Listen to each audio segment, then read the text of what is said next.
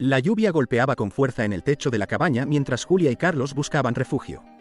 Adentrándose en la oscuridad, una vela parpadeante iluminaba una vieja fotografía en la pared. En ella, una pareja sonreía, pero sus ojos transmitían una profunda tristeza. De repente, un escalofrío recorrió sus cuerpos al escuchar susurros en la distancia. Los susurros se hicieron más fuertes, revelando la terrible verdad. Los espíritus de la pareja aún vagaban por la cabaña en busca de venganza. Julia y Carlos buscaron desesperadamente una salida, pero era demasiado tarde. Los espíritus los arrastraron hacia la oscuridad, condenándolos a compartir su destino eternamente.